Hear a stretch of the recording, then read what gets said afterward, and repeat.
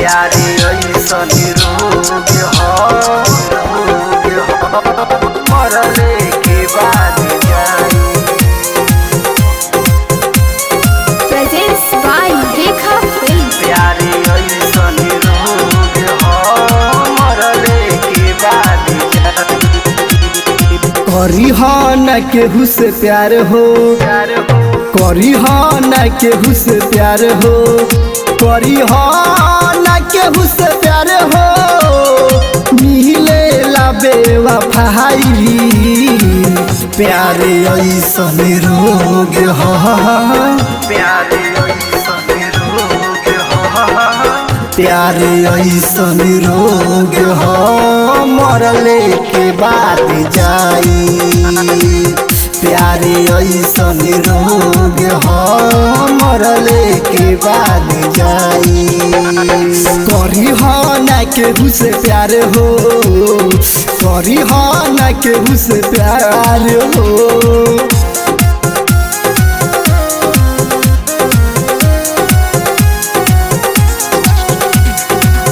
प्यारे ऐसन रोग मरले के बाद जाई। जेकरा से दिल लगैबा ऊ छोड़ के हो जाई।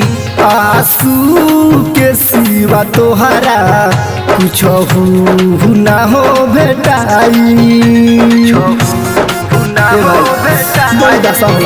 जेकरा से दिल लगैबा ऊ छोड़ के हो जाई। आंसू के सिवा तोहरा कुछ ना हो बेटाई। रोग हवे ऐसन मिलेला ना दवाई। प्यारे ऐसन रोग हो, प्यारे ऐसन रोग प्यारे ऐसन रोग हो मरले के बाद जाई। प्यारे ऐसन रोग हो मरले के बाद जाई।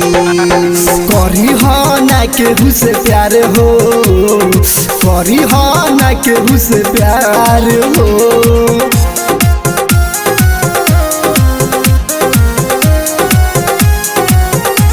Presents by Rekha प्यारे Films. ऐसन रोग मरले के बाद जाई।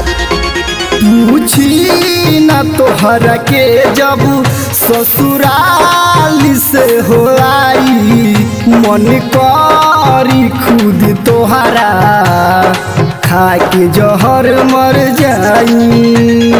खा के जहर मर जाई। पूछी न तोहरा के जब ससुराल से हो आई। मन करी खुद तोहरा खा के जहर मर जाई। हरी हाल चल कहेले सुन हो रतन सभाई।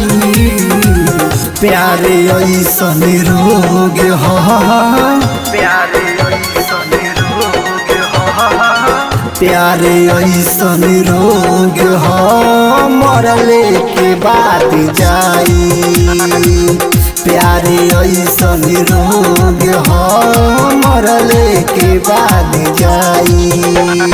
करी न केहू से प्यार हो, करी न केहू से प्यार हो।